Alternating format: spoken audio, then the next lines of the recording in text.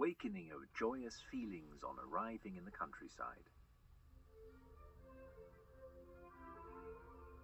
How delighted I am when I can wander through bushes, woods, under trees, over grass and rocks. No one can love the country as much as I do. You love nature and the countryside too, as much as I do? Well, how wonderful. I wrote a symphony about nature and the countryside, so perhaps you will want to listen, and I am happy to tell you all about it. There is music in every aspect of nature. The woods, trees, and rocks give back the echo that people desire to hear. You might even say that my Symphony No. 6 is the echo of nature.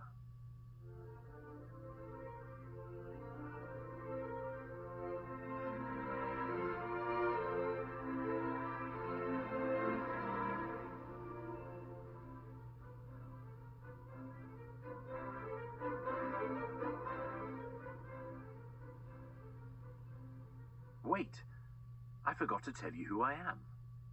Let me introduce myself. My name is Ludwig van Beethoven, the composer. Perhaps you've heard of me. Well, in any case, now you have heard of me, and I hope you will not forget me. I want to tell you the story of how I wrote my Symphony No. 6.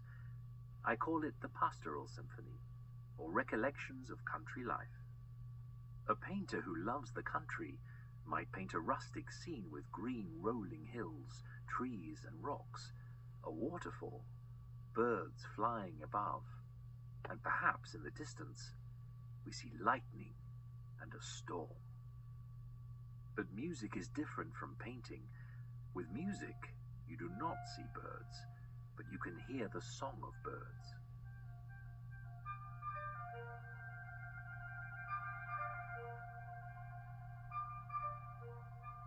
And you cannot see lightning, but you can hear the thunder.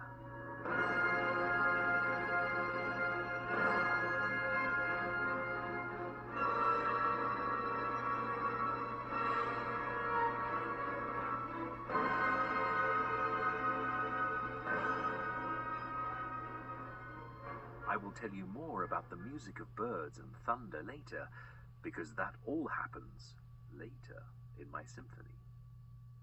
Yes, it is wonderful that I can musically portray birds and thunder, but I think that it is even more astonishing that in music we can express our feelings. I put some of the sounds of nature in my symphony, but mostly the symphony is the expression of feeling. I think music can make you feel emotions very strongly, better than paintings can. And being in nature teaches us so much about ourselves, for nature is a glorious school for the heart. Here at the opening of my 6th symphony, the music shows my joy on arriving in the peaceful, beautiful countryside. First, I use the string section of the orchestra. That means violins, violas, cellos, and double basses.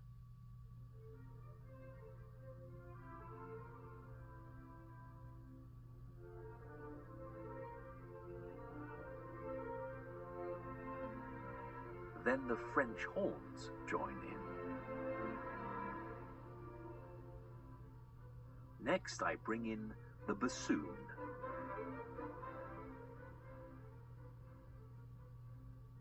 Now here is the clarinet and the oboe.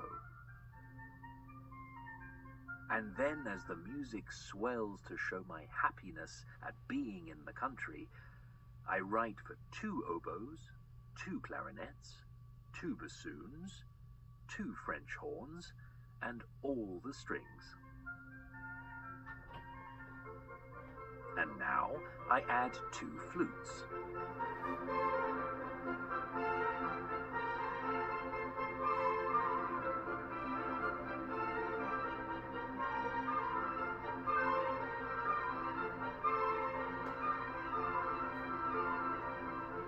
When I walk up a mountainside, making my way to the top, my contentment builds as I approach the summit.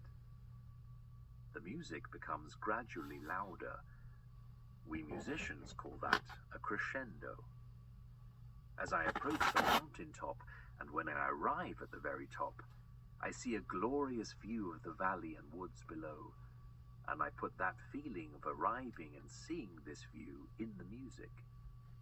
And then I make my way back down the hill, thinking about the beauty that I have seen as the music gets softer, to show that I am getting further from the summit and the view is disappearing. When the music becomes quieter, we musicians call that a diminuendo. I put all of these emotions into my symphony. Listen now and let yourself feel the joyous crescendo and the tranquil diminuendo.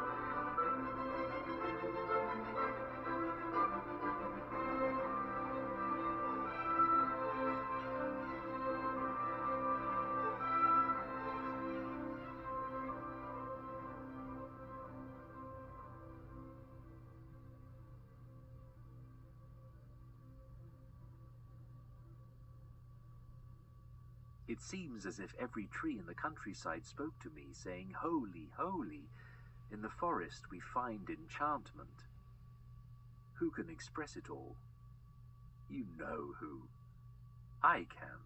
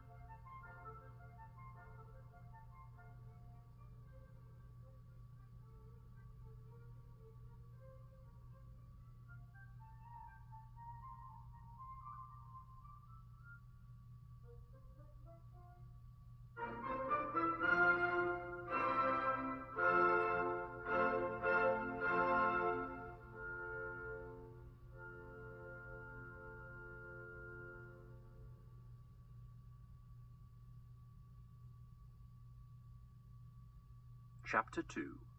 Scene by the Brook. Now we come to a new scene in the country, a beautiful brook or small stream. I call this movement Scene by the Brook. Have you ever noticed how the water in a brook flows gently over the rocks? Yes? Well, guess what I did? I put the feeling of flowing water into the music. Just listen to the strings.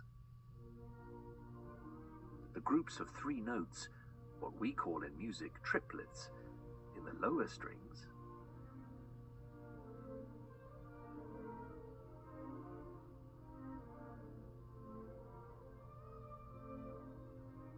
And then further downstream the water flows more quickly, so I write faster notes, but this murmuring is still calm and peaceful. The melody in the first violins tells of the tranquility and contentment that walking by the brook brings to me. And then the melody passes to the clarinet and the bassoon, and the violins play the sound of songbirds trilling.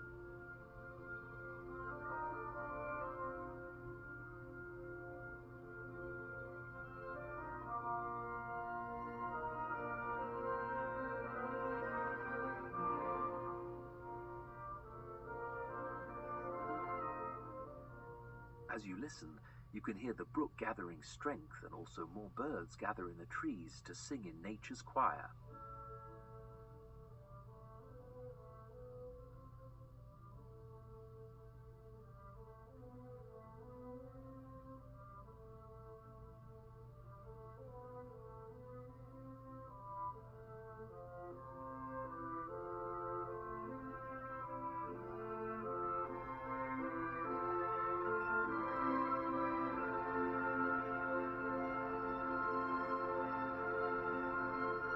Then the brook calms down again.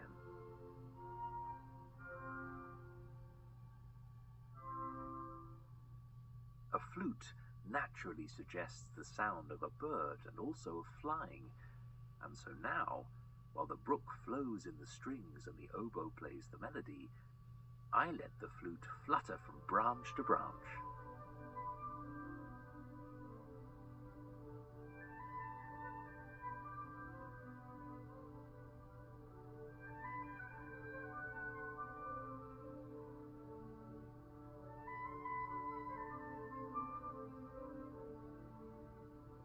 Soon the oboe transforms itself into another bird, and the flute and oboe sing a duet.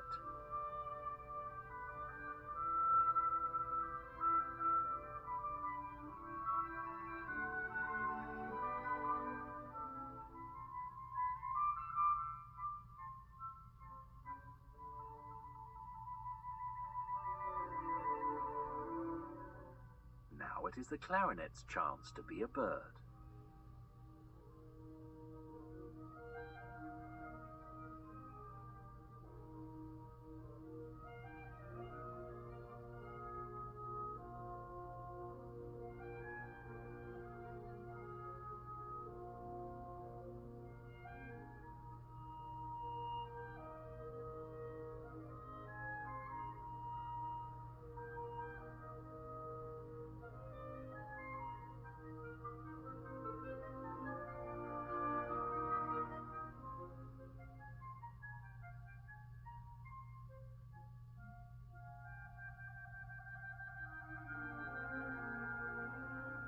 I let the music flow like a brook, using the sounds of the instruments of the orchestra, as a painter would use colors on a canvas.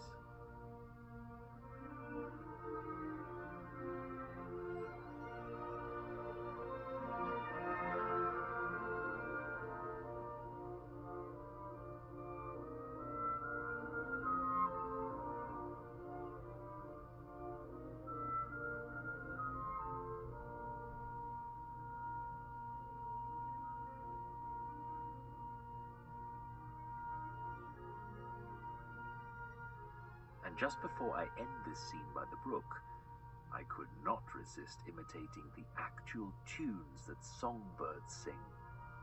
The flute is the nightingale, the oboe is the quail, and the clarinets are the cuckoo.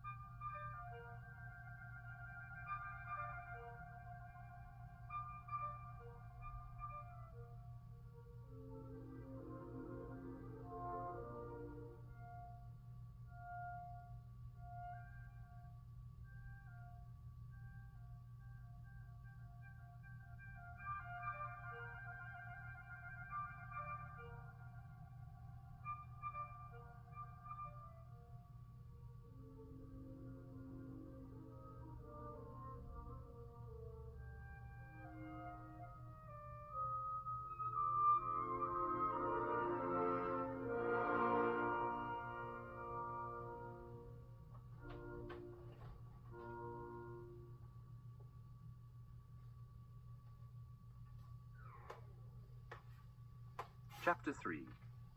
Merry Gathering of Country Folk. And now for the third scene, which I call Lustiges